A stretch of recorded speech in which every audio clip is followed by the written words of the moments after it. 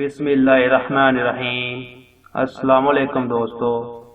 کسی گاؤں میں بہت ہی غریب دھوبی رہتا تھا۔ کپڑوں کی دھلائی کے ساتھ ساتھ اسے سامان کو قریب سے دیکھنے کا بہت ہی شوق تھا۔ وہ اور اس کی بیوی روز دھوبی گھاٹ پر کپڑے دھونے جاتے تھے۔ ایک روز جب اس کی بیوی کپڑوں کو سکھا رہی تھی، اس کی نظر آسمان پر پڑی۔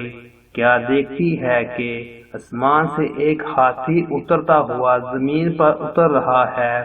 جیسے ہی وہ زمین پر اترا تو وہ غائب ہو گیا۔ 2-3 روز تک وہ دونوں یوں ہی ہاتھی کو زمین پر اترتا دیکھتے رہے۔ انہوں نے فیصلہ کیا کہ وہ اس ہاتھی پر نظر رکھیں گے کہ ہاتھی زمین پر کیوں اترتا ہے اور پھر غائب ہو جاتا ہے، آخر ایسا کیوں ہے۔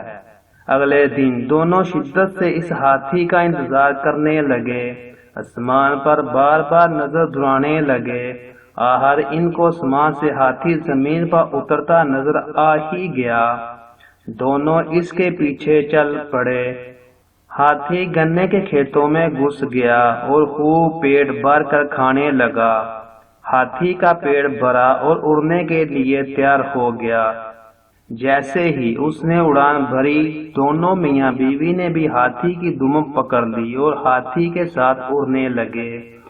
ہاتھی آسمان کی بلندیوں کو پہنچا تو دھوبی کیا دیکھتا ہے کہ ایک پہاڑ ہیرے سونے جواہرات سے چمک رہا ہے۔ یوں لگ رہا تھا جیسے کوئی اپنا خزانہ یہاں چھوڑ کر بھول گیا ہے۔ دونوں میاں بیوی کی آنکھیں کھلی کی کھلی رہ گئی۔ آخر ہاتھی پہاڑ پر اتر گیا۔ دونوں میاں بیوی بھاگ کر سونے پر ٹوٹ پڑے اور زیادہ سے زیادہ سونا اکٹھا کرنے کی کوشش کرنے لگے۔ رات کے بڑھتے اندھیرے سے پریشان ہونے لگے۔ انہوں نے سوچا کہ صبح ہوتے ہی وہ ہاتھی کی دم پکڑ کر زمین پر اتر جائیں گے۔ آخر صبح ہوئی، ویسا ہی کیا، زمین پر اترے اور اپنے گھر کی طرف رواں دواں ہو گئے۔ ایک غریب دھوبی جو روز بروز امیر ہوتا جا رہا تھا، اس کو دیکھ کر سارا گاؤں حیران پریشان ہو گیا کہ اچانک ایسا کیا ہوا کہ دھوبی اتنا امیر ہو گیا ہے۔ گاؤں کے لوگ دھوبی کے پاس آئے اور اس کو یوں اچانک امیر ہونے کا راز پوچھنے لگے۔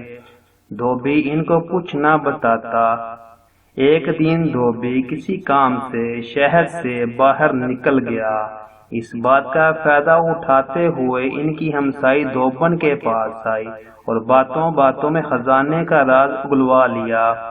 رات کو جب دھوبی واپس آیا، دھوبن نے سارا ماجرا بتایا۔ دھوبی کو اپنی بیوی کی اس حرکت پر بہت غصہ آیا، مگر اب بات ہاتھ سے نکل چکی تھی۔ صبح سارا گاؤں دھوبی سے مدد مانگنے آ گیا۔ وہ ان کے ساتھ کھیتوں میں چلے اور ہاتھی کے ساتھ خزانے تک پہنچنے میں ان کی مدد کرے۔ یہ سب سننے کے بعد دھوبی کے دل میں لالچ پیدا ہوا کہ وہ ان کے ساتھ جا کے اور خزانہ اکٹھا کر کے لائے گا۔ یہ سوچ کر وہ ان کے ساتھ جانے کے لیے راضی ہو گیا۔ اگلی صبح سارے گاؤں والے کھیتوں کی طرف نکل گئے اور آنکھیں آسمان پر جمائے بیٹھے تھے۔ ہاتھی زمین پر اترا اور گنے کھانے لگا۔ سب گاؤں والے اس طاق میں تھے کہ جیسے ہی ہاتھی گنے کھا کر فارغ ہوگا تو سب اس کی دم پکڑ کر اس کے خزانے تک پہنچ جائیں گے۔ جیسے ہی ہاتھی اڑنے لگا، سب نے اس کی دم پکڑ لی۔ دھوبی سب سے آگے اس کی دم پکڑے ہوئے تھا اور یوں اس کے پیچھے لمبی قطار میں پورے گاؤں والے ایک دوسرے کو پکڑے اڑتے جا رہے تھے۔ گاؤں والے آپس میں باتیں کرنے لگے کہ وہاں اتنا خزانہ ہوگا کہ ہم سب لے کر آ سکیں گے۔ کسی نے کہا، خود سے سوچنے سے اچھا ہے کہ ہم کیوں نہ دھوبی سے پوچھ لیں۔ ایک گاؤں والے نے پوچھا کہ وہاں کتنا سونا ہے۔ دھوبی خزانے کی لالچ میں گاؤں والوں کے ساتھ چل دیا تھا۔ دم کو چھوڑتے ہوئے ہاتھوں کو پھیلا کر کہنے لگا، اتنا زیادہ یہ کہنے کی دیر تھی کہ سب کے سب زمین پر گر پڑے اور ہاتھی مزے سے سامان پر اپنی اڑان بھرنے لگا، اور گاؤں والوں کے ان کی لالچ کی سزا مل گئی۔ لالچ بری بلا ہے۔